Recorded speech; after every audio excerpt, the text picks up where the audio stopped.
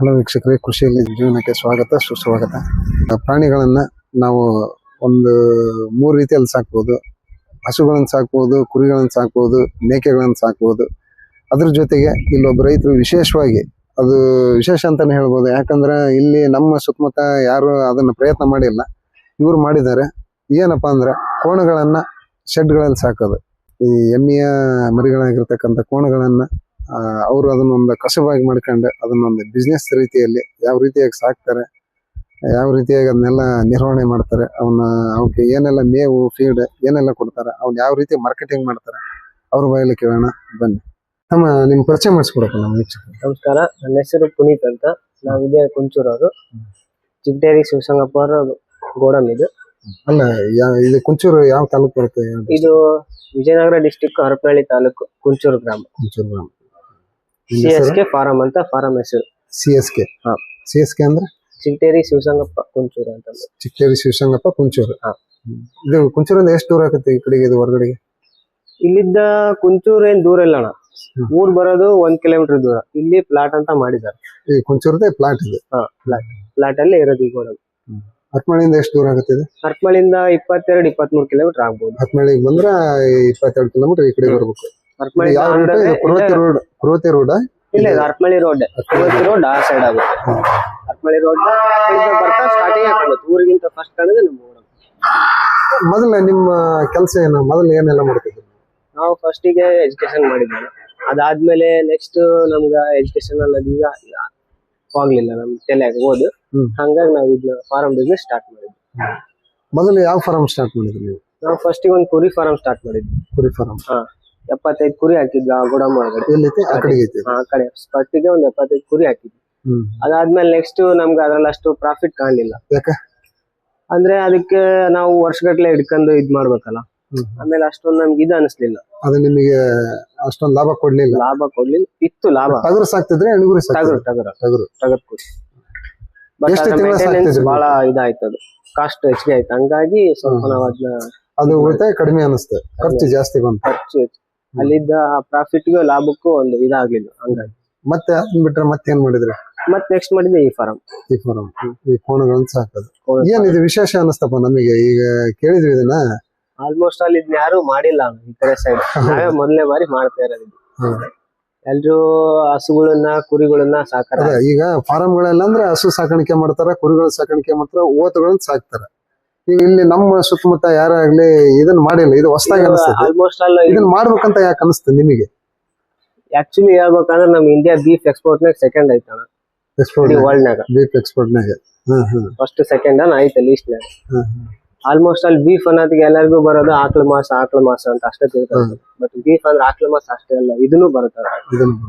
ಬಹಳ ಜನರಿಗೆ ಗೊತ್ತಿಲ್ಲ.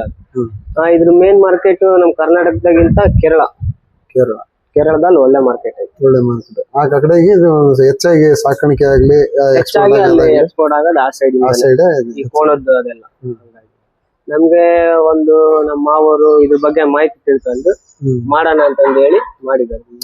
ನಿಮಗೆ ಧೈರ್ಯ ಹೆಂಗ್ ಬಂತು? ಇಲ್ಲಿ ಎಕ್ಸ್ಪೋರ್ಟ್ ಆಕತ್ತೆ ಇಲ್ಲ, ಇಲ್ಲಿ ಇದು ಹೊಸದಾಗಿ ಇದನ್ನ ಫಾರಂ ಅಲ್ಲಿ ಇಷ್ಟು ಯಥೇಚ್ಛವಾಗಿ ಸಾಕಿ ಒಂದೇಟಿಗೆ ಮಾರ್ಕೆಟಿಂಗ್ ಮಾಡೋದು ಬಹಳ ಕಷ್ಟ ಅನಿಸ್ಬೋದು ಯಾರಿಗಾಗ್ಲಿ. ಸ್ಟಾರ್ಟಿಂಗ್ ಇದು ಹೆಂಗಪ್ಪ ಮಾರ್ಕೆಟಿಂಗ್ ಮಾಡೋದು, ಇವ್ನ ಹೆಂಗ್ ಮೇಂಟೈನ್ ಮಾಡೋದು ಅಂತ ಒಂದು ಯೋಚನೆಗಳು ಬರ್ತಾವೆ.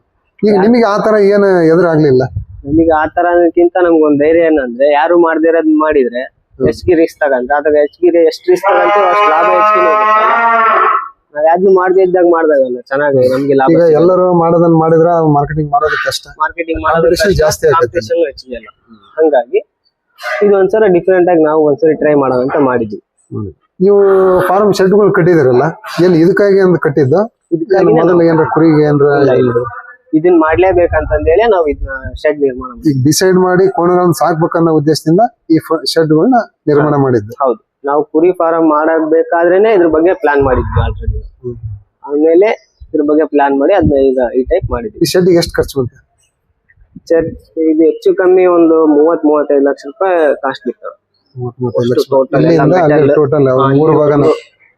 3 ಭಾಗ ಐತಿ. ಸ್ಟಾಕ್ ಮಾಡಿರೋದು ಈ ಕಡೆ ಅದೇನು ಓತುಗಳು ಸಾಕಿದ್ರೆ? ಓತುಗಳು ಸಾಕಿದ್ವಿ. ಅದು ಅದಾವ ಈಗ ಇಲ್ಲ ಕೆಲವೊಂದು ಈಗ ಆಲ್ರೆಡಿ ನಾವ್ ಈಗ ಒಂದ್ ಸ್ವಲ್ಪ ಸೀಸನ್ ಮುಗೀತಲ್ಲ ಹಂಗಾಗಿ ಅದನ್ನ ಕೊಟ್ವಿ. ಕೆಲವೊಂದ್ ಸ್ವಲ್ಪ ನಮ್ಮ ಮರಿಯಲ್ಲಿ ಅವ್ ನಮ್ಮಲ್ಲೇ ಹುಟ್ಟಿದ್ವು, ಅವ್ 4 ಇರ್ಲಿ ಅಂತ ಇಟ್ಟಿದ್ವಿ ಅಷ್ಟೇ. ಸೇಲ್ ಮಾಡಿದ್ರಿ? ಇಲ್ಲ ಸೇಲ್ ಮಾಡಿಲ್ಲ, ಇರ್ಲಿ ಅಂತ ಇಟ್ಟಿದ್ವಿ. ಈಗ ಎಷ್ಟು ಸೈಜ್ ಏನ್ ಸೈಜ್ ಐತಿ ಈ ಕೋಣಗಳು ಇರ್ತಕ್ಕಂತ ಶೆಡ್? ಇದು ಅಳತೆ ಅಣ್ಣ, ಇದು ಅಳತೆ ನಂಗೆ ಅಷ್ಟು ಪಕ್ಕ ಇದಿಲ್ಲ, ಮಾಹಿತಿ ಇಲ್ಲ. ನಮ್ಮ ಅಣ್ಣರಿಗೆ ಗೊತ್ತಿದೆ ಮಾಹಿತಿ ಪೂರ್ತಿ, ಅಂದ್ರೆ ಎಷ್ಟು ಅಳತೆ ಬರುತ್ತೆ ಏನಂತ. ಬಟ್ ಮ್ಯಾಕ್ಸಿಮಮ್ ಈಗ ಒಂದ್ ಸೈಡಿಗೆ ಟೋಟಲ್ ಇದ್ರಲ್ಲಿ 45 ನಿಲ್ಬೋದು. 45 ಕೋಣಗಳು ಆರಾಮ್ ನಿಲ್ಲುತ್ತೆ, ಆರಾಮಾಗಿ ನಿಲ್ತಾವ. ದೊಡ್ಡವಾದವರೆಗೂ ಇದ್ರಲ್ಲೇ ನಿಲ್ತಾವ. ನೋಡಿ ಸೈಜ್ ದೊಡ್ಡ ಇದು ಅಲ್ಲಿ, ಈ ಸೈಜಿನವರೆಗೂ ಆರಾಮಾಗಿ ನಿಲ್ತವೆ.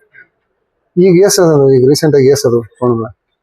ಈಗ ನಮ್ಮ ಹತ್ರ ಒಂದು 22 ದೊಡ್ಡ ಇದಾವಣ, ಒಂದು 8-10 ಚಿಕ್ಕ ಇದಾವೆ. ಒಂದು ಅದ್ರಲ್ಲಿ 4 ಎಷ್ಟು ತಿಂಗಳಾವದವು ಇವು? ಒಂದು 8 ತಿಂಗಳಾವದವು, 12 ತಿಂಗಳಾವದವಣ, 6 ತಿಂಗಳಾವದವು ಸಣ್ಣ ಅಲ್ಲಿ ಆ ಕಡೆ. ಇಲ್ಲ ವರ್ಷದ ಕೋಣನು ಅದಾವು. ಇವುಗಳೆಲ್ಲ ಎಲ್ಲಿಂದ ತರ್ತೀರಿ ನೀವು ಮರಿಗಳನ್ನ? ಇವು ನಾರ್ಮಲ್ ಆಗಿ ನಾವು ಮಾರ್ಕೆಟಿಂಗ್ ಈಗೇನ್ ಇಲ್ಲೇ ನಮ್ ಸುತ್ತಮುತ್ತಲ ಆಗ್ತತಲ್ಲ, ಈ ಮಾರ್ಕೆಟ್ನಾಗ ಹಸುಗಳ ಮಾರ್ಕೆಟ್ ಹೋಗಿ ತರ್ತೀರಿ? ಅಲ್ಲೇ ಸಿಗ್ತಾವೆ. ಅದಕ್ಕಾಗಿ ಹೊಸ ಮಾರ್ಕೆಟ್ ಹುಡುಕ ಅವಶ್ಯಕತೆ ಇಲ್ಲ, ಎಲ್ಲಾ ಮಾರ್ಕೆಟ್ನಾಗ ಆಲ್ಮೋಸ್ಟ್ ಅಲ್ಲಿ ಸಿಗ್ತಾವ. ಅಲ್ಲ ಈಗ ನೀವು ಇಂಥದೇ ಜಾತಿ ಅಂತ ಸಾಕ್ತಿರೋ ಅಥವಾ ಎಲ್ಲ ಮಿಕ್ಸ್? ಇಲ್ಲ ಮಿಕ್ಸ್ ಇದಾವ, ಆಲ್ಮೋಸ್ಟ್ ಅಲ್ಲಿ ಮಿಕ್ಸ್ ಇದಾವ. ಜವಾರಿ ಆಗ್ಲಿ, ಇದು ಬರ್ತಾವಲ್ಲ ಮುರಾ ಇದಾವ. ಈ ಹೆಚ್ಚಾಗಿ ನಿಮ್ದ್ರ ಇರೋದು ಸ್ವಲ್ಪ ಅದು ಚೆನ್ನಾಗಿ ತಳಿ ಚೆನ್ನಾಗಿ ಬರುತ್ತೆ ಅಂತ ಅಷ್ಟೇ. ಚೆನ್ನಾಗಿದೆ. ನೀವು ಅದಕ್ಕ ಮೇವಿಂದಾಗ್ಲಿ ಇದಾಗ್ಲಿ ಇದಕ್ಕ UP ಲೇಬರ್ಸ್ ಇದಾರೆ ಇಲ್ಲಿ, ಲೇಬರ್ಸ್ ಒಂದ್ ಫ್ಯಾಮಿಲಿ ಇದಾರೆ, ಗಂಡ ಹೆಂಡತಿ ಮಕ್ಕಳಿದ್ದಾರೆ. ಅವ್ರ ಒಂದ್ ಫ್ಯಾಮಿಲಿ ಮೇಂಟೈನ್ ಮಾಡ್ತಾರೆ. ಅಲ್ಲಿದ್ದ ಅದು ಪೂರ್ತಿ ಅಷ್ಟು ಹಸಿರು ಮೇವ ಹಾಕಿದ್ವಿ. ಆ ಕಡೆ ಹೊಲದಲ್ಲಿ ಇರೋದೆಲ್ಲ ತೆಂಗಿನ ತೋಟದಾಗ. ಇಲ್ಲಿ ಎಷ್ಟು ಎಕರೆ ಹೊಲ ಐತಿ? ಇದು 4 ಎಕರೆ. 4 ಎಕರೆ. ಇವಾಗೆಲ್ಲ ಮೇವ ಬೆಳಿತೀರ? ಅದ್ರಾಗ ಮೇವೇ ಬೆಳಿತೀವಿ ಮೇನ್ ಆಗಿ. ಅದ್ರಲ್ಲಿ ಏನ್ ತೋಟ ಗಿಟ ಏನಾರ ಮಾಡಿದಾರ? ತೆಂಗಿನ ತೋಟ ಇಲ್ಲಿ ಕಾಣುತ್ತಲ್ಲ, ಅದು ತೆಂಗಿನ ತೋಟ. ತೆಂಗಿನ ತೋಟದ ನಡುವೆ ಹಾಕಿರೋದಷ್ಟು ಹುಲ್ಲು, ಮೇವ್ ಹಾಕಿದ್ವಿ. ಈಗ ತೆಂಗ್ ಹಾಕಿರೋ ಹೊಲಗೆಲ್ಲ ಇದು ಹುಲ್ಲು ಬೆಳೆದ ಹಾಕ್ತೀರ, ಹಸಿರು ಮೇವ್ ಹಾಕ್ತೀರಿ. ಈಗ ಹಸಿರು ಮೇವ್ ಎಷ್ಟು ಹಾಕ್ತಿರಿ, ಒಣ ಮೇವ್ ಎಷ್ಟು ಹಾಕ್ತಿರ್ಬೇಕು? ಹಸಿರು ಮೇವ್ ಒಂದೇ ಟೈಮ್, ಇನ್ ಮಿಕ್ಕಿದ್ 2 ಟೈಮ್ 3 ಟೈಮ್ ಎಲ್ಲ ಒಣ ಮೇವ್. ಹಸಿರು ಮೇವ್ ಯಾವ ಟೈಮ್ ಹಾಕ್ತಿರಿ? ನಾವು ಸಾಯಂಕಾಲ ಎಲ್ಲ ಮುಗಿಸಿ ನಮ್ದೆಲ್ಲ ಇದು ಇನ್ನೇನು ಹೊರ ಕದ ಮುಚ್ಬೇಕು, ಹಸಿರು ಮೇವ್ ಹಾಕಿ ಕೈ ಬಿಟ್ಬಿಡ್ತೀವಿ. ಯಾಕಂದ್ರೆ ನೈಟ್ ನೀರಿರಲ್ಲ, ಏನಿರಲ್ಲ, ಡೈಜೆಷನ್ ಚೆನ್ನಾಗುತ್ತೆ. ಒಂದ್ ಸ್ವಲ್ಪ ಡ್ರೈ ಆಗಂಗಿಲ್ಲ, ಅವಕ್ಕ ಗಂಟ್ಲಿ ಗಿಂಟ್ಲೆಲ್ಲ ಚೆನ್ನಾಗಿರುತ್ತೆ. ಈಗ ಡೇ ಟೈಮ್ನಾಗ ಆದ್ರೆ ಒಂದ್ 2-3 ಟೈಮ್ ನೀರ್ ತೋರಿಸ್ತಿರ್ತೀವಿ, ನೀರ್ ಹಾಕ್ತಿರ. ಈಗ ನೈಟ್ ಅಲ್ಲಿ ಒಂದ್ 12-8 ತಾಸು ನೀರು ಹಾಗಾಗಿ ಸ್ವಲ್ಪ ನೀರಂಶ ಇರೋದ್ರಿಂದ. ಈಗ ನೀವೇನ್ರ ಫುಡ್ ಗಿಡ್ ಏನ್ರ ಹಾಕ್ತೀರ? ಫೀಡ್ ಏನಿಲ್ಲ ನಾನು. ಫೀಡ್ ಅಂದ್ರೆ ಆಲ್ಮೋಸ್ಟ್ ಆಲ್ ಒಂದು ಮೆಕ್ಕೆಜೋಳ, ಗೋಂಜೋಳ, ಇವು ರಾಗಿ, ಅಕ್ಕಿ ಅವೆಲ್ಲ ಒಂದ್ ಸ್ವಲ್ಪ ಮಿಕ್ಸ್ ಹೊಡಿಸಿ ಒಂದು ಬೂಸಾನಾಗ ನಾವೇ ರೆಡಿ ಮಾಡ್ತೀವಿ. ಯಾವ್ದೇ ತರದ್ ಹೊರಗ್ ಕೊಂಡ್ಕೊಂಡ್ ಬರಲ್ಲ, ನೀವೇ ರೆಡಿ ಮಾಡ್ತೀವಿ. ನಾವೇ ರೆಡಿ ಮಾಡಿ ಅವ್ಕ್ ಕೊಡ್ತೀವಿ. ಒನ್ ಟೈಮ್ ಸಾಯಂಕಾಲ ಏನ್ ಹಾಕಲ್ಲ, ಏನೂ ಇಲ್ಲ, ನ್ಯಾಚುರಲ್ ಆಗಿ ಕೊಡ್ತೀರಿ. ನ್ಯಾಚುರಲ್ ಆಗಿ ಕೊಡ್ತೀವಿ. ಯಾವ ಟೈಮ್ನಾಗ ಕೊಡ್ತೀರಿ? ಏನ್ ಈಗಲೇ ಸಣ್ಣ ಮರಿಗಳನ್ನ ತಂದ ಕೊಡ್ತೀರ, ಅದು ಮಾರೋ ಟೈಮ್ನಾಗ ಏನಾರ ಕೊಡ್ತೀರ? ಅದನ್ನ ಫುಡ್ ಎನಿ ಟೈಮ್ ಕೊಡ್ತೀರಿ? ಡೈಲಿ ಸಾಯಂಕಾಲ ಒನ್ ಟೈಮ್ ಕೊಡ್ತೀರಿ. ಸಾಯಂಕಾಲ ಒನ್ ಟೈಮ್ ಅವಕ್ಕ ನೀರು ಆದ್ಮೇಲೆ ಸಾಯಂಕಾಲ ಒನ್ ಟೈಮ್ ಕೊಡ್ತೀವಿ.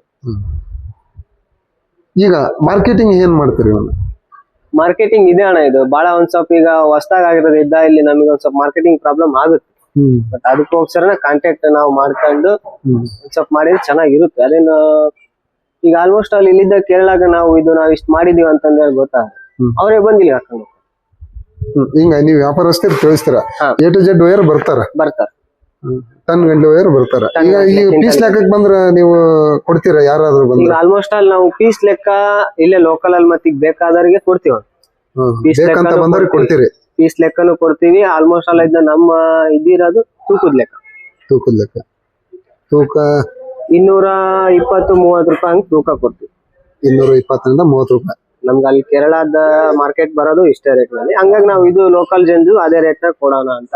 ಇಲ್ಲ ನಮ್ಗೆ ಅಗದಿ ಗೊತ್ತಿರೋರು ಯಾರು ಬಂದ್ರೆ, ಈಗ ನಿಮ್ ನೋಡಿ ಇನ್ನೊಬ್ರು ನೋಡಿ ಬಂದವ್ರಿಗೆ ಪೀಸ್ ಲೆಕ್ಕನು ಕೊಡ್ತೀವಿ.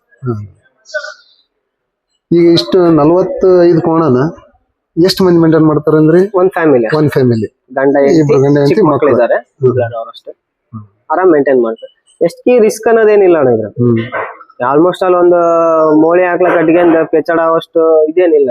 ಅದಕ್ಕಿಂತ ಈಸಿ ಇದು ಈಸಿ. ಯಾಕಂದ್ರೆ ಅದನ್ನ ಹಿಂಡೋದಾಗ್ಲಿ ಅದನ್ನ ಪ್ರತಿ ದಿವಸ ನಮ್ಮ ಮೈ ತೊಳಿಬೇಕು, ಪ್ರತಿ ದಿವಸ ಮೈ ಮೇಂಟೈನ್ ಮಾಡ್ಬೇಕು. ಆಮೇಲೆ ಅವಕ್ಕ ಔಷಧಿ ಕೂಡ ಬಹಳ ಮೇಂಟೈನ್ ಮಾಡ್ಬೇಕು. ಇದು ಯಾಕಂದ್ರೆ ಇದು ಒಂಥರ ಕದ್ದು ಇವಕ್ಕೆ ಏನ್ರ ಒಂದು ಇದು ಬಂದ್ರ ಆರಾಮಿಲ್ದಂಗ ಆದ್ರೆ ಇಲ್ಲಿ ಆಲ್ಮೋಸ್ಟ್ ಆಲ್ ನಾವೇ ಮೆಡಿಸಿನ್ಸ್ ನಮ್ಮ ಅಣ್ಣ ಇದಾರ, ಅವರೇ ಎಲ್ಲಾರು ಇದು ನೋಡ್ಕೊಂತಾರೆ. ಇದನ್ನ ಆಲ್ಮೋಸ್ಟ್ ಆಲ್ ನೀವು ಮಾಡ್ತೀರಿ, ನಾವೇ ಮಾಡ್ತೀವಿ. ಅಂತ ಏನಾದ್ರು ಸ್ವಲ್ಪ ಹೆಚ್ಚಿಗೆ ಜ್ವರ ಕಾಣ್ತು ಅಂದ್ರೆ ಡಾಕ್ಟರ್ ನಾವ್ ಹೇಳ್ತೀವಿ, ನಮ್ ವೆಟರ್ನರಿ ಡಾಕ್ಟರ್ ಪರಿಚಯ ಇದಾರೆ, ಬಂದು ಚೆಕ್ ಮಾಡಿ ಹೋಗ್ತಾರೆ. ಮತ್ತೆ ಹೆಚ್ಚುವರಿ ಏನು ನಿಮಗೆ ಇಲ್ಲಿ ನೀವು ಮಾಡ್ತಕ್ಕಂತ ಕೆಲಸ ಹೆಚ್ಚುವರಿ? ಈಗ ನಾವು ಕುರಿ ಫಾರ್ಮ್ನಾಗ ಕುರಿಗಳು ಸಾಕಿದಿರಿ ಅಂತ ಹೇಳಿದ್ರಿ ನೀವು, ಹೌದಾ?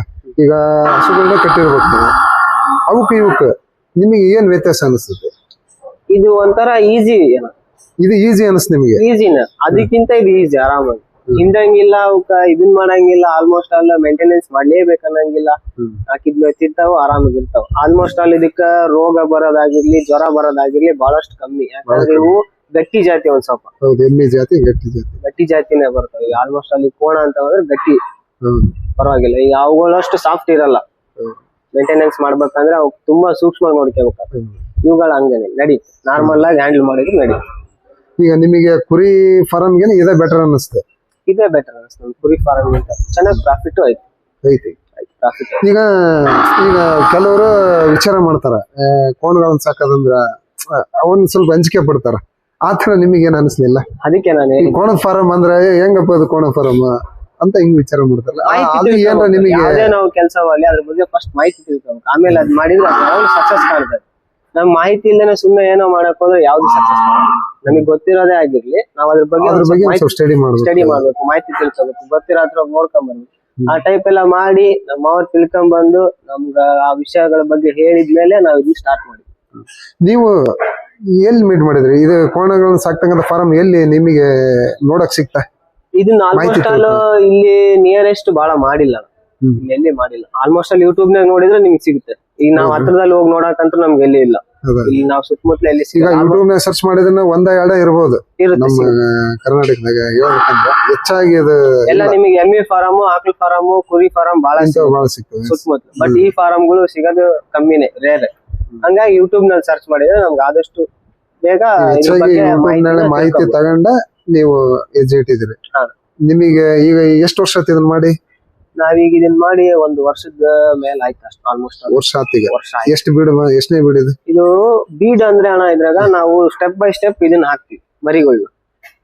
ಒಂದೇ ಏಜ್ ನಾವ್ ತರಲ್ಲ, ಸ್ಟೆಪ್ ಬೈ ಸ್ಟೆಪ್ ಏಜ್ ತರ್ತೀವಿ. ನಮ್ಗೆ ಕೊಂಡ್ಕೊಳಕ್ ಹೋದಾಗ ಅಲ್ಲಿ ಮಾರ್ಕೆಟ್ನಾಗ ಯಾವ್ಯಾವ ಟೈಪ್ ಮರಿಗಳು ನಮಗ್ ಸಿಗ್ತಾವೋ ಅವುಗಳನ್ನ ಹಾಕೊಂಡ್ಬಂದು ನಾವು ಬ್ಯಾಚ್ ಮಾಡ್ತೀವಿ.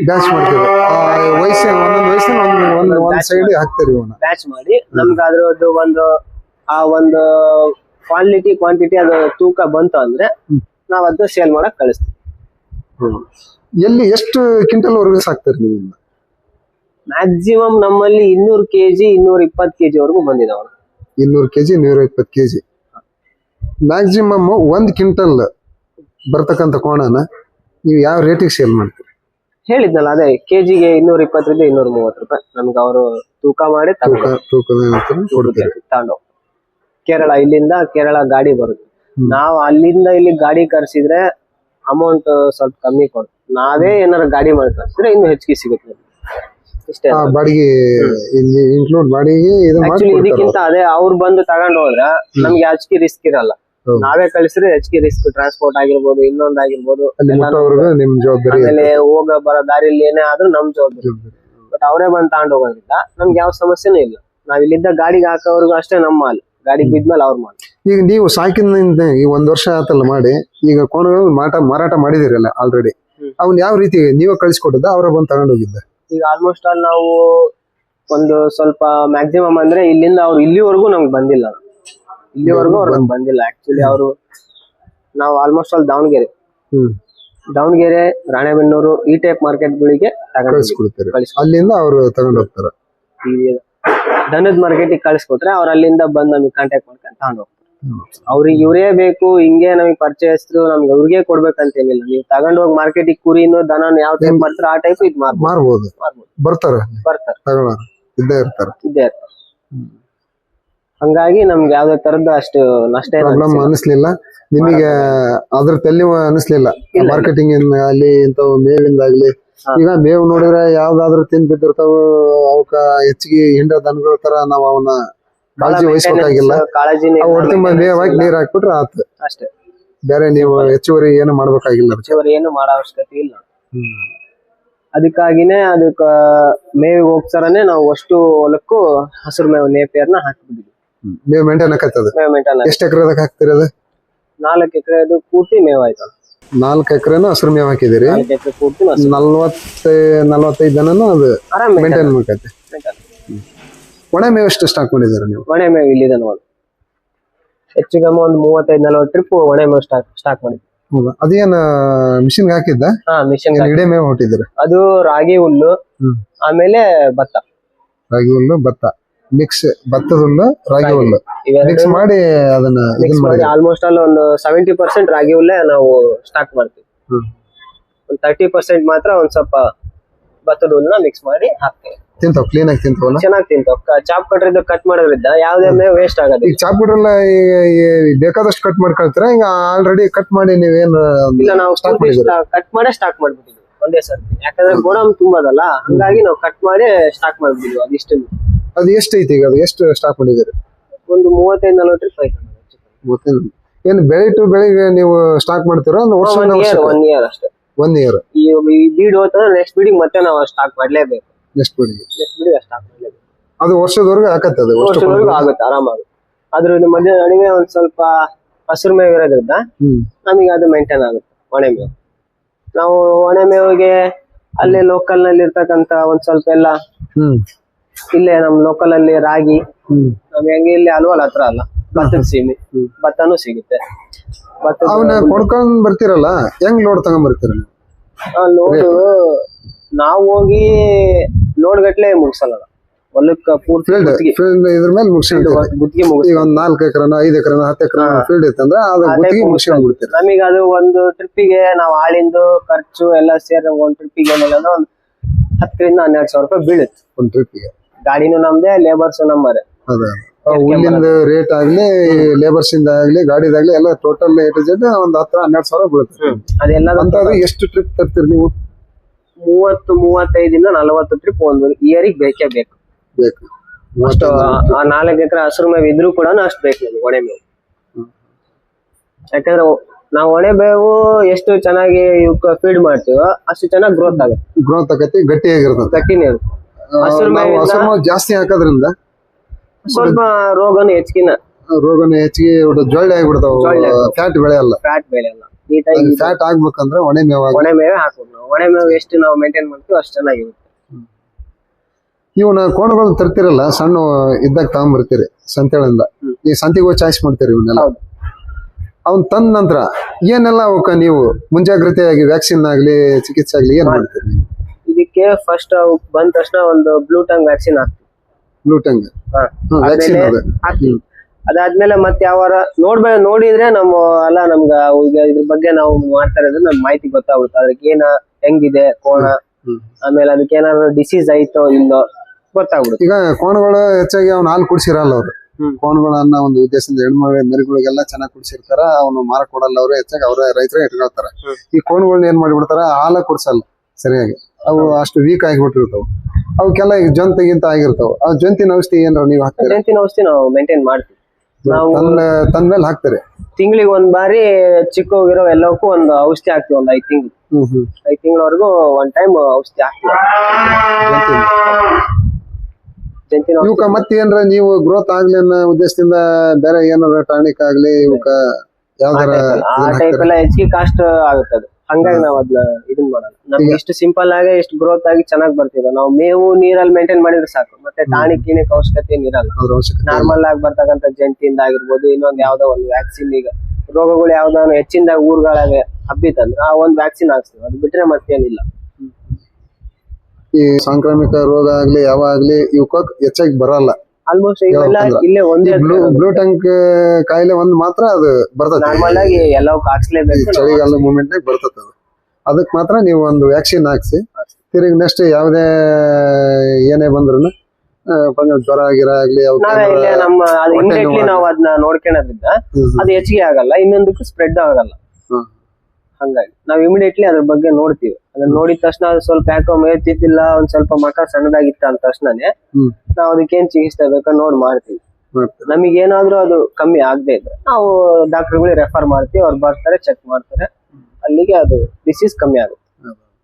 ಆಮೇಲೆ ಇದು ಹೆಚ್ಚಿನದಾಗಿ ಸಾಂಕ್ರಾಮಿಕ ರೋಗ ಯಾಕೆ ಹರಡಲ್ಲ ಅಂದ್ರೆ ಇವು ಹೊರಗಡೆಯಿಂದ ಯಾವಕ್ಕೂ ಟಚ್ ಇರಲ್ಲ. ಆಮೇಲೆ ಇಲ್ಲೇ ನಮ್ಮ ಈಗ ಶೆಡ್ಡಲ್ಲೇ ಬೆಳೆಯೋದ್ರಿಂದ ಈಗ ನೀವು ಬಿಡಪ್ಪ ಬೈಲಲ್ಲಿ ಬಿಟ್ಟು ಮೇಯಿಸ್ತೀರಿ ಹಂಗೇನ್ ಬಿಡಲ್ಲ, ನೀವು ಹೊರಗಡೆಗೆ ಏನ್ರಿ ಬಿಡ್ತೀರಿ? ಇಲ್ಲ, ನಮ್ ಫೀಲ್ಡ್ ಅಲ್ಲಿ ಇಲ್ಲೇ ಆಡ್ತಾವ ಇವು, ಇಲ್ಲಿ ಬಿಟ್ರಿ ಎಲ್ಲಿ ಈ ಕಾಂಪೌಂಡ್ ಅಲ್ಲಿ, ಈ ಕಾಂಪೌಂಡ್ ಒಳಗಡೆನೆ ಆಡ್ತಾವ. ಅಲ್ಲೇ ಆಡ್ಕೊಂಡು ಅಲ್ಲೇ ಡೇ ಟೈಮ್ನಾಗ ಅಲ್ಲಿ ಇರ್ತಾವ, ಅಲ್ಲೇ. ಈಗ ಸ್ವಲ್ಪ ಮಳೆ ಇರೋದ್ರಿಂದ ಒಳಗಡೆನೆ ಕಟ್ತಾ ಇತ್ತು. ಈಗ ದೊಡ್ಡ ಇವೆಲ್ಲ ದೊಡ್ಡ ಕೋಣಗಳು ಅದಾವಲ್ಲ, ನಿಮ್ಗೆ ಏನಾರ ತೊಂದ್ರೆ ಮಾಡೋದು ಮೇವ್ ಹಾಕಕ್ ಹೋದಾಗ ಆಗ್ಲಿ, ಇಲ್ಲ ಈ ಬಿಟ್ಟು ಕಟ್ಟೋದ್ರಾಗಲಿ? ಏನು ಈಗ ಗುಂಪುನ್ಯಾಗ ಬೆಳಿತಿದಾವಲ್ಲ, ಹಂಗಾಗಿ ಇವು ಒಂದಕ್ಕೊಂದು ಚೆನ್ನಾಗಿರ್ತಾವ, ಬಹಳ ಸೌಮ್ಯ ಸ್ವಭಾವ ಹೊಂದ್ಬಿಟ್ಟಾವ, ಯಾವ ಅಗ್ರೆಸಿವ್ ಇಲ್ಲ ಅಷ್ಟೊಂದು. ಈಗ ಏನ್ ಬೈಲಾಗಿರ್ತಾವಲ್ಲ ಆ ಟೈಪ್ ಸ್ಟ್ರಾಂಗ್ ಆಗಿ ಇದನ್ ಮಾಡೋದಲ್ಲ. ಯಾಕಂದ್ರೆ ಈ ಚಿಕ್ಕದಾಗಿದ್ದಾಗಿದ್ದನು ನಮ್ಮ ಇವೆಲ್ಲ ಹೊಂದ್ಕೊಂಡ್ಬಿಡ್ತಾವ ಮೈಂಡ್ ಸೆಟ್. ಈಗ ಮೇವ್ ಹಾಕಕ್ಕೆ ಇದು ಹೋದಾಗ ಇನ್ನೊಂದ್ ಮಾಡಿದಾಗ ಆ ಟೈಪ್ ಏನಿಲ್ಲ, ಹಾಯಕ್ ಬರೋದಾಗ್ಲಿ ಆ ಟೈಪ್ ಏನ್ ಮಾಡಲ್ಲ. ಈಗ ಈ ಹೊಸದಾಗಿ ಮಾಡೋರಿಗೆ, ಈಗ ರೈತರು ಕುರಿ ಸಾಕಾಣಿಕೆ, ಹೈನುಗಾರಿಕೆ, ಇಂಥ ಓತ ಸಾಕಾಣಿಕೆ ಇವನ್ನೆಲ್ಲ ಮಾಡ್ತಾರ, ಅಷ್ಟೊಂದು ಲಾಭ ಇಲ್ಲ, ಅಷ್ಟೊಂದು ಉಳಿಯಲ್ಲ. ಈಗ ನೀವೇ ಹೇಳಿದ್ರಿ, ಈಗ ಅದರಿಂದ ನಾವು ನೋಡಿದ್ವಿ, ಅದರಿಂದ ಏನ್ ಲಾಭ ಆಗ್ಲಿಲ್ಲ, ನಮಗೆ ಹೇಳ್ಕೊಳ ಅಂತ ಲಾಭ ಅನಿಸ್ಲಿಲ್ಲ ಅಂತ ಹೇಳಿ. ಹೌದು, ಲಾಭ ಇದೆ ಲಾಭ ಇಲ್ಲ ಅಂತಲ್ಲ, ಚೆನ್ನಾಗ್ ಮಾಡ್ಬೇಕು ಅಷ್ಟೇ, ಅದ್ರ ಬಗ್ಗೆ ಮಾಹಿತಿ ತಿಳ್ಕೊಬೇಕು. ಒಂದ್ಸರಿ ಆಗಿದ ತಕ್ಷಣ ಬಿಟ್ಬಿಡ್ಬಾರ್ದು. ಈಗ ಹೊಸದಾಗಿ ಮಾಡೋರಿಗೆ ಹೆಂಗ ಏನಂತ ಹೇಳ್ತೀರಿ ನೀವು? ಈಗ ಮಾಡ್ಬಹುದಾ ಒಂದ್ ವೇಳೆ ಮಾಡ್ಬೇಕು ಅನ್ಸಿದ್ರ? ಈಗ ಕೆಲವ್ರು ಈಗಿನ ಯುವಕರು, ಈಗ ನಿಮ್ಮಂತವ್ರು, ನಾವು ಇದನ್ನ ಟ್ರೈ ಮಾಡೋಣ ಅನ್ಸಿದ್ರ ಅವ್ರಿಗೆ ಒಂದ್ ಕಿವಿ ಮಾತು ಏನ್ ಹೇಳ್ತೀರಿ ನೀವು? ಅವ್ರಿಗೆ ನಮ್ಮ ಸುತ್ತಮುತ್ತಲಿರೋ ಯುವಕರು ಏನಾದ್ರು ಮಾಡ್ಲೇಬೇಕಂತಿದ್ರೆ ಒಂದ್ಸರಿ ಬಂದ್ ನಮ್ ಫಾರ್ಮ್ ಅಲ್ಲಿ ನೋಡ್ಕೊಂಡು ತಿಳ್ಕೊಂಡು ಹೋಗಿ ಮಾಡ್ಲಿ. ಯಾವ್ದೇ ಒಂದು ಮಾಹಿತಿ ಕೊಡ್ತೀರಿ? ಮಾಹಿತಿ ಕೊಡ್ತೀವಿ. ಅದೇನು ಹಂಗ ಏನಾರ ನಾವು ಮಾಡ್ತೀವಪ್ಪ ನಿಮ್ ಬಗ್ಗೆ ಇದು ನಮಗೆ ಮಾಹಿತಿ ಬೇಕಂದ್ರ ಮಾಹಿತಿನೂ ಕೊಡ್ತೀವಿ, ತಿಳಿಸ್ಕೊಡ್ತೀವಿ. ಅದೇಂತ ಇದಿಲ್ಲ. ಆಮೇಲೆ ಯಾವ್ದೇ ಒಂದು ನಾವು ಸಾಕಾಣಿಕೆ ಮಾಡ್ಬೇಕಿಂತ ಮುಂಚೆ ಬಹಳಷ್ಟು ಅದ್ರ ಬಗ್ಗೆ ಮಾಹಿತಿ ತಿಳ್ಕೋಬೇಕು. ಯಾಕಂದ್ರೆ ಇದು ನಮ್ಗಳ ತರ ಅವು, ನಾವು ಎಷ್ಟು ಅದನ್ನ ಚೆನ್ನಾಗ್ ನೋಡ್ಕೊಂತ ಅಷ್ಟು ನಮಗೆ ಲಾಭನೂ ಕೊಡ್ತಾವೆ, ಅಷ್ಟೇ ಪ್ರೀತಿನೂ ಕೊಡ್ತಾವ ನಮ್ಗೆ.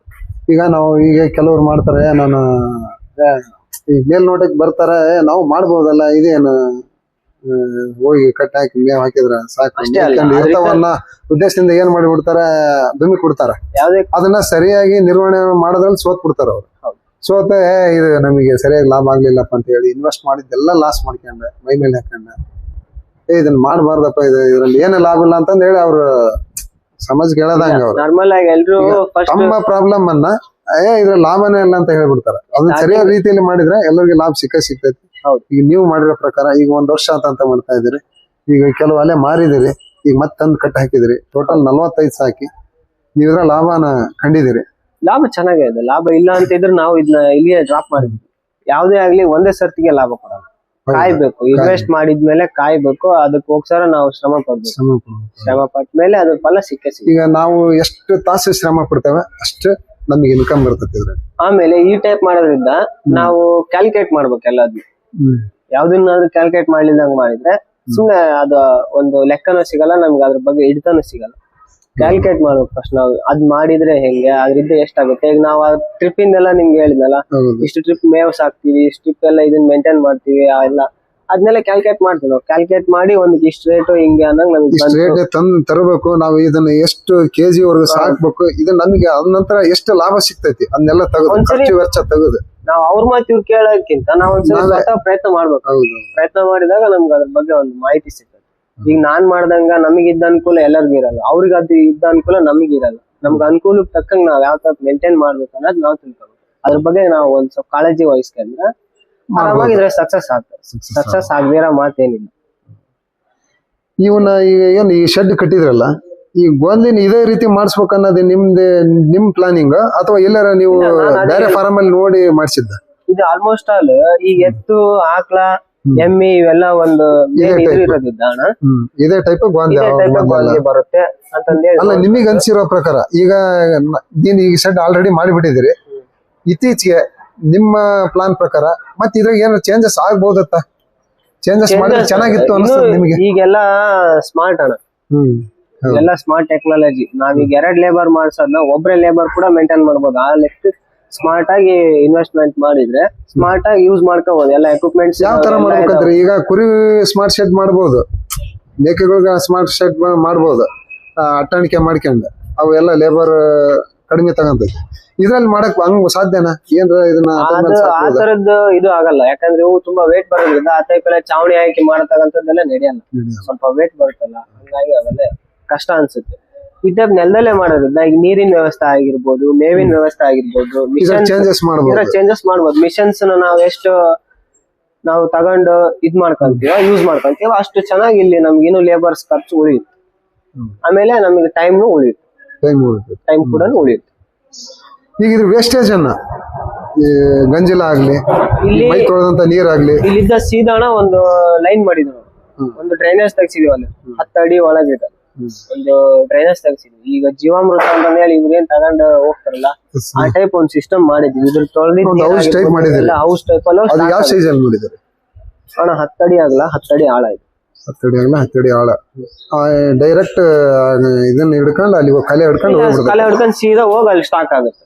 ಅದು ನಾವು ಟ್ಯಾಂಕ್ ಲೆಕ್ಕ ಕೂಡ ಮಾರ್ಕೋಬಹುದು. ಇದ್ರದ್ದು ಬರೀ ಇದು ಒಂದೇ ಲಾಭ ಅಂತ ಅಲ್ಲ, ಬರೀ ಇದು ತೂಕದ ಲೆಕ್ಕಕ್ಕೆ ಹೋಗೋದು ಇದು ಒಂದೇ ಲಾಭ ಅಲ್ಲ, ಗಂಜಲೂ ಲಾಭ, ಇದ್ರ ಸಗಣಿನೂ ಲಾಭ.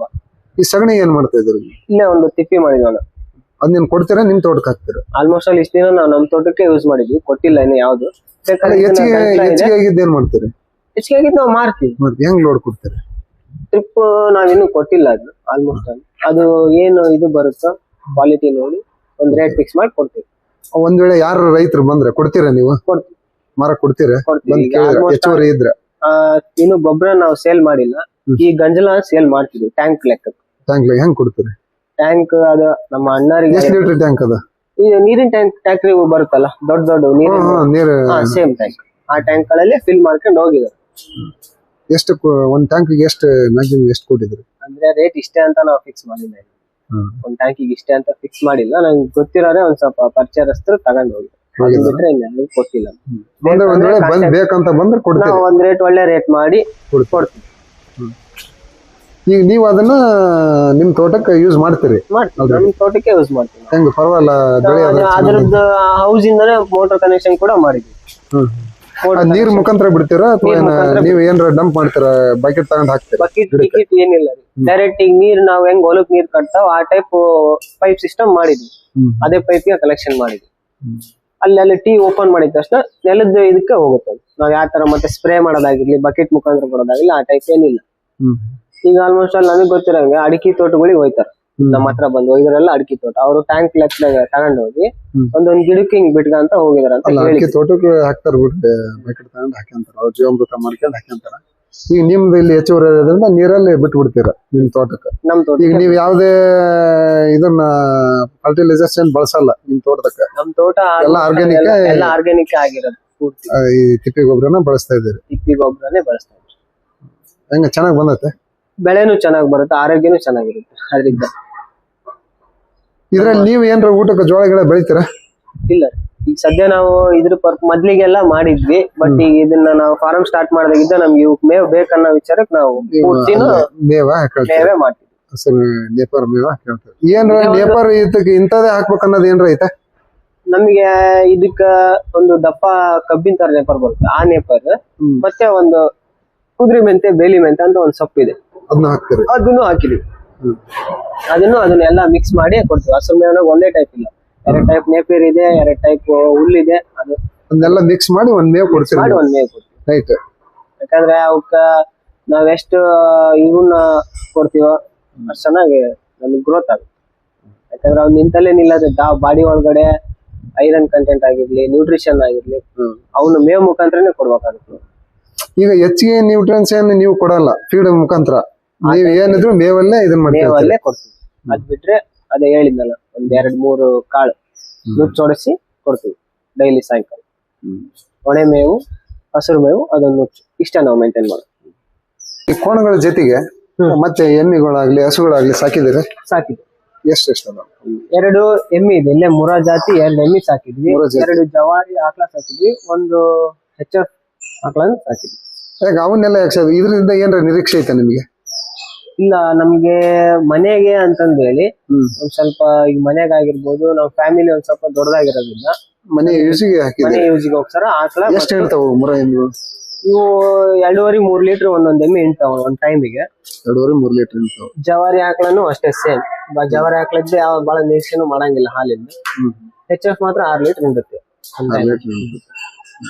ಇವ್ ಏನ್ರ ಹೈನುಗಾರಿಕೆ ನೀವೇನ್ರ ಮಾಡ್ಬೇಕು ಅನ್ನೋದೈತೆ ಮುಂದೆ? ಹೈನುಗಾರಿಕೆ ನಮ್ದು ನೆಕ್ಸ್ಟ್ ಬಿಸ್ನೆಸ್ ಇದು ಹಿಂಗೆ ಡೆವಲಪ್ ಆದ್ರೆ ನೋಡೋಣ, ಅದನ್ನೊಂದು ಟ್ರೈ ಮಾಡೋಣ. ಇವ್ ಅಂದ್ರೆ ನೀವು ಮನೆ ಯೂಸ್ ಇಟ್ಕೊಂಡಿರೋದು, ಯಾವ್ದೇ ಡೈರಿ ಹಾಲು ಹಾಕಲ್ಲ? ಮನೆ ಯೂಸ್ ಹೆಚ್ಚು ಒಂದ್ 4 ಈಗ ಒಂದೇ ಸರ್ತಿ ಹಿಂಡ್ತಾ ಇದ್ರೆ 4 ಎಮ್ಮೆ 2 ಎಮ್ಮೆ ಅವೆಲ್ಲ ಜೊತೆಗೆ ಹಿಂಡ್ತಾ ಇದ್ರೆ ನಾವು ಡೈರಿಗೆ ಹಾಕ್ತೀವಿ. ಹೆಚ್ಚುವರಿ ಯಾವ್ದಾವ್ ಹಾಕ್ತಾರೆ ನಿಮ್ ಮನೆಗೆ ತಕೊಂಡು ಹೋದಾಗ ಹಾಕ್ತಾರೆ. ಈಗ ಒಂದೇ ಸರ್ತಿಗೆ ಹಿಂಡಲ್ಲ ಅಂದಾಗ ಮನೆ ಯೂಸ್ಗೆ ನಾವು ಆಲ್ಮೋಸ್ಟ್ ಆಲ್ ಮನೆ ಯೂಸ್ಗೆ ಹೋಗ್ಸರ್ನ ಇಟ್ಟಿರೋದು. ಈಗ ಮುಂದೆ ಏನಾದ್ರು ಈ ಕೋಣ ಫಾರಂ ಬಿಟ್ರೆ ಮತ್ತೆ ಏನಾದ್ರು ಫಾರಂ ಮಾಡ್ಬೇಕು ಅನ್ನೋದೈತೆ ನಿಮ್ದು? ನೆಕ್ಸ್ಟ್ ನಮ್ಗೆ ಇದನ್ ಬಿಟ್ರೆ ಇದನ್ನೇ ಚೆನ್ನಾಗಿ ಡೆವಲಪ್ ಮಾಡ್ಬೇಕು ಅನ್ನೋದೈತೆ. ಪ್ಲಾನ್ ಮಾಡಿಲ್ಲ, ಯಥೇಚ್ಛವಾಗಿ ಇನ್ನ ದೊಡ್ಡ ರೀತಿಯಲ್ಲಿ ಮಾಡ್ಬೇಕು ಅನ್ನೋದೈತೆ. ನಿಮ್ ಪ್ರಕಾರ ಈಗ ನಾವು ಬೇರೆ ಯಾವ ಫಾರಂ ಅಲ್ಲಿ ಈ ಒಂದು ಇಳುವರಿ ತೆಗಿಯಕ್ ಆಗಲ್ಲ ಅಂತ ಹೇಳಿ ಇದನ್ನ ಹೆಚ್ಚುವರಿ ಮಾಡ್ಬೇಕಂತ ಇದ್ರಿ? ಚೆನ್ನಾಗಿದೆ, ಪರವಾಗಿಲ್ಲ. ಇದು ಬೇರೆ ಫಾರ್ಮ್ಗಳಿಗೆ ಹೋಲಿಸ್ಕೊಂಡ್ರೆ ಇದು ಬೆಟರ್. ಇದೇ ಬೆಟರ್. ಈ ಒಂದ್ ವೇಳೆ ಈಗ ಕೋಣನ ಯಾರಾದ್ರೂ ಬಂದ್ ಹಳ್ಳಿಯಿಂದ ಆಗ್ಲಿ, ಈಗ ಯಾವ್ದೋ ಹಬ್ಬ ಇರ್ತತಿ, ಅವ್ರು ಬಂದ್ರೆ ನೀವು ಪೀಸ್ ಲೆಕ್ಕ ಕೊಡ್ತೀರಿ? ಕೊಡ್ತೀವಿ, ಕೊಟ್ಟಿದೀವಿ. ಅಲ್ಲ ಈಗ ಮೊನ್ನೆ ಇಲ್ಲೇ ದುಗ್ಗಮ್ಮ ಜಾತ್ರೆ ದಾವಣಗೆರೆ ಅಲ್ಲಿ ಕೊಟ್ಟಿದೀವಿ. ಇಲ್ಲೇ ಬೇಕಾದಂತ ಊರಮ್ಮನ ಜಾತ್ರೆಗಳಿಗೆ ತಗೊಂಡ್ ಹೋಗ್ತಾರ ಕೋಣಗಳನ್ನ, ಬಂದ್ ತಗೊಂಡೋಗಿಲ್ಲ ನಾವ್ ಅವ್ರಿಗೆ ಒಂದ್ ರೇಟ್ ಮಾಡಿ ಕೊಡ್ತೀವಿ. ಆಲ್ರೆಡಿ ನಿಮ್ಮ ಫಾರಂ ಅಲ್ಲಿ ಕೋಣಗಳಿದ್ರ ಅವ್ರು ಯಾವ ರೇಂಜಿನ್ ಕೇಳ್ತಾರ ಆ ರೇಂಜ್ ನೀವು ಕೊಟ್ಟು ಕಳಿಸ್ತೀರಿ? ಬರ್ಬೋದು ರೈತರು? ಬರ್ಬೋದು, ರೈತರು ಈಗ ಧಾರವಾಡ ಬಂದ್ ತಗೊಂಡ್ ಹೋಗ್ಬೋದು. ಅದಕ್ಕೇನ್ ಪೀಸ್ ಲೆಕ್ಕ, ಅದು ಯಾವ ಸೈಜ್ ನೋಡ್ತಾರೋ ಏನ್ ನೋಡ್ತಾರೋ ಅದು ತೂಕದ ಲೆಕ್ಕ ನಮ್ಗೆ ಹೆಂಗ ಗೊತ್ತಿರುತ್ತೆ, ಅದ್ರ ಒಂದ್ ರೇಟ್ ಮಾಡಿ ಕೊಡ್ತೀವಿ. ಯಾರಾದ್ರೂ ಬೇಕಾದ್ರೆ ಒಂದ್ ಕಾಂಟ್ಯಾಕ್ಟ್ ಮಾಡಿದ್ರೆ ನೀವು ಕೊಡ್ತೀರ ಅವ್ರಿಗೆ ಒಂದ್ ರೇಟ್ ಮಾಡಿ?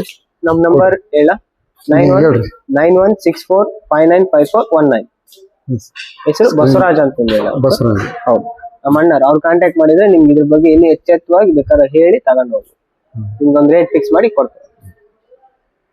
ನೋಡಿದ್ರಲ್ಲ ವೀಕ್ಷಕರೇ, ಈ ಕೋಣನ ಯಾವ ರೀತಿಯಾಗಿ ಸಾಕ್ಬಹುದು, ಅವ್ರು ಯಾವ ರೀತಿಯಾಗಿ ನಿರ್ವಹಣೆ ಮಾಡ್ತಾರ ಅನ್ನೋದನ್ನ ಈ ನಮ್ಮ ಇವರಿಂದ ತಿಳ್ಕೊಂಡು ರೈತರು, ಇವರು ಅನುಭವಿ ರೈತರು. ಇವರು ಆಲ್ರೆಡಿ ಎಲ್ಲಾ ಕುರಿ ಫಾರಂ ಆಗ್ಲಿ, ಈ ಹೈನುಗಾರಿಕೆ ಆಗ್ಲಿ ಎಲ್ಲ ಮಾಡಿದಂತ ರೈತರು. ಅವ್ರು ಇದರಲ್ಲಿ ಸಕ್ಸಸ್ ಕಂಡಿದ್ದಾರೆ, ಮಾಹಿತಿಯಾಗಿ ಕೊಟ್ಟಿದ್ದಾರೆ ಅಂತ ನಾನು ಭಾವಿಸಿದ್ದೀನಿ. ನೀವು ಯಾರಾದ್ರೂ ಇದನ್ನ ಒಂದ್ ವೇಳೆ ಮುಂದುವರಿಸಿದ್ರ ಬನ್ನಿ, ಅವ್ರನ್ನ ಕೇಳಿ ಅನುಭವ ಬೇಕು ಇದಕ್ಕೆ. ಈಗ ಹೊಸದಾಗಿ ನಾವು ಇಲ್ಲಿ ಯಾರು ಮಾಡ್ಲಾರ್ದಂತದೊಂದು ಮಾಡ್ತಾವೆ ಅಂದ್ರೆ ಅದ್ರ ಬಗ್ಗೆ ನಾವು ಅನುಭವ ತಗೊಳ್ಳೋದು ಒಳ್ಳೇದು. ಅವ್ರನ್ನ ಬಂದ್ ಕೇಳ್ರಿ, ಅವರು ಹೇಳ್ತಾರ. ಫ್ರೀ ಆಗಿದ್ರ ಫ್ರೀ ಟೈಮಲ್ಲಿ ಬಂದು ಅವ್ರನ್ನ ನಾವು ಮಾಹಿತಿ ಕೇಳಿದ್ರ ಅವ್ರು ಯಾರು ಇಲ್ಲ ಅಂತ ಹೇಳಲ್ಲ, ಹೇಳಿ ಕಳಿಸ್ತಾರ. ಉಪಯುಕ್ತ ಮಾಹಿತಿ ಅನ್ಸಿದ್ರೆ ದಯವಿಟ್ಟು ಸಬ್ಸ್ಕ್ರೈಬ್ ಮಾಡ್ರಿ.